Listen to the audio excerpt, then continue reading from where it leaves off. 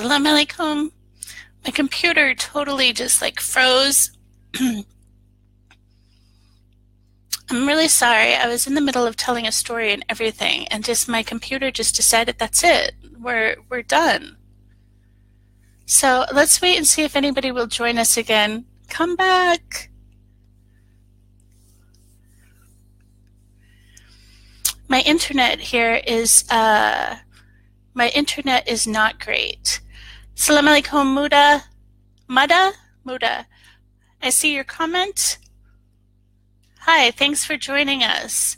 I just had a little glitch in my internet, my computer. It just went kaput. I'm done.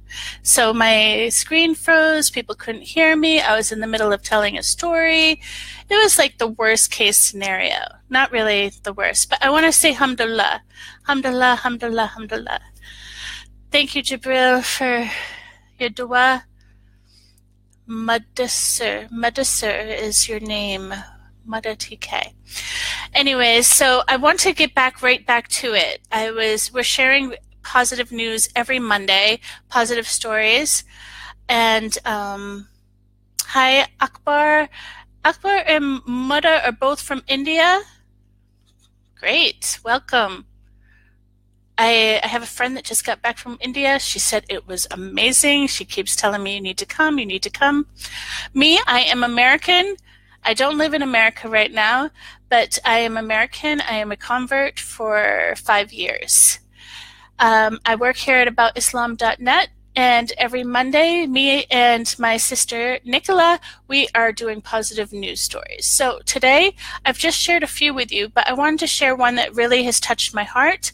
It was about, I was saying that my father passed away 2 months ago. The regrets that I'm having, I've kept with me since then. The regret of not being there and spending more time with him. The regret of not being a good daughter. The regret of not telling him about Islam, because I'm the only convert in my family, and my family is not crazy about the idea of me being a Muslim. So every time I saw them, I held back from talking about Islam I didn't want to get into a heavy discussion with them. I just wanted to spend time with them, and I regret that now, because I hope my father is forgiven. And so anyways, I don't want to get sad on this, okay? Anyways, during the week, I saw an article on our website that's called Turn Your Regrets into Positive Energy. I said, okay, this I need to read. So the article gives 3 steps on how to change your perspective if you're filled with regrets. Now, this isn't just regrets over a death of a loved one. Maybe you missed out on somebody proposed to you and you didn't accept the proposal. Maybe you wanted to get a higher education and you missed out on the time to sign up. This is any kind of regret that you keep replaying in your mind all the time. Okay, so this article gives 3 steps. The first step is stop stewing about it. Okay, me constantly thinking about all of my regrets on how much time I missed with my father, I'm actually wasting time now. I'm not living in the moment. I'm not spending time with my family that is still here, because I'm not letting go of the regret. So it just, it keeps playing in my head, going round and round. It doesn't solve anything, and actually it could be harming me. So first step, stop stewing and let go. The second step is to make a compensation strategy, to figure out how you can make up for what has happened and what you can do to compensate it. For me, I now call my mom more. Okay, I try to make sure that I check in with her at least a few times a week. I make dua for my dad daily. And I try harder to spread Islam to my family now. Before I might have been nervous about it, but now there's no time.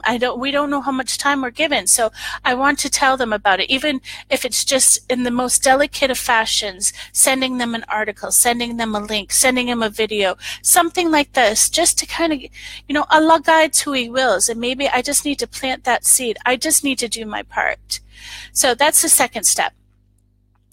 So maybe you missed out on a class that you've been wanting to take. Is it too late to sign up? Can you take the class online? Maybe you were filled with regret about not learning the Quran or Arabic.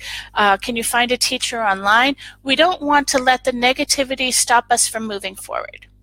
So the third and the last step, and perhaps the one that is most important and the one that has helped me the most, is that remember that everything is Allah's will, that He is the most forgiving. So why can't I practice some self-forgiveness and move forward?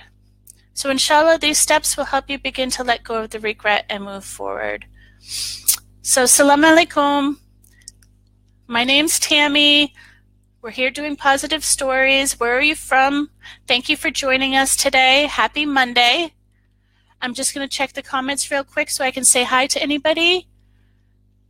And Amin Farhan, thank you so much for your kind words. Mada is asking some questions like, what am I most impressed in Islam?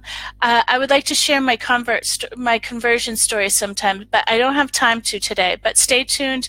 I will definitely get into why I converted and what I absolutely love about Islam, and so don't miss out on that. Okay, so we're going to move on to the next story. I just want to tell you, I see some of you guys are from India. I don't know if you guys are familiar with the messaging app Telegram.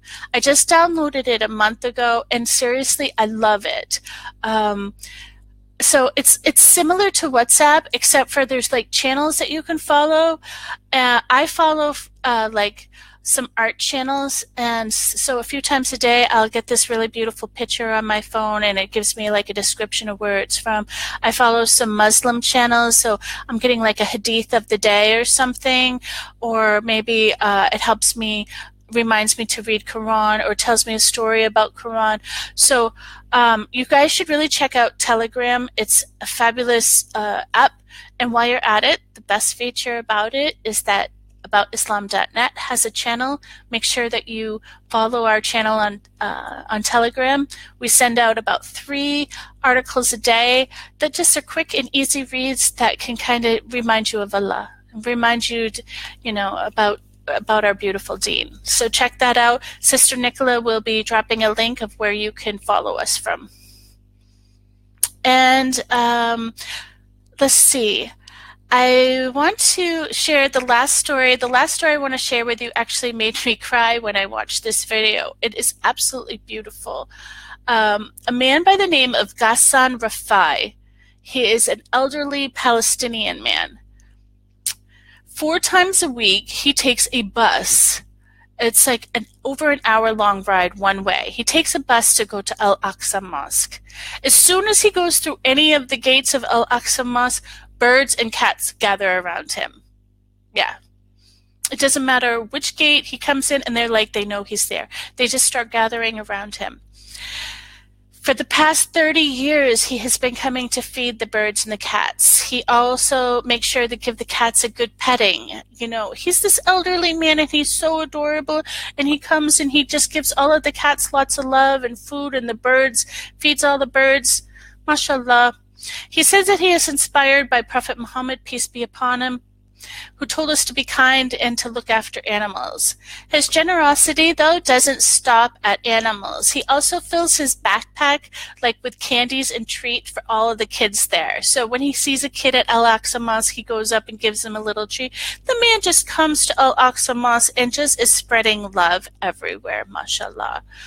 And he also packs his backpack with little gifts to give to, even the adults there. He is a beautiful, generous soul, and he has inspired me big time today. I watched the video again this morning, and it's a really lovely video. You can see it on our website.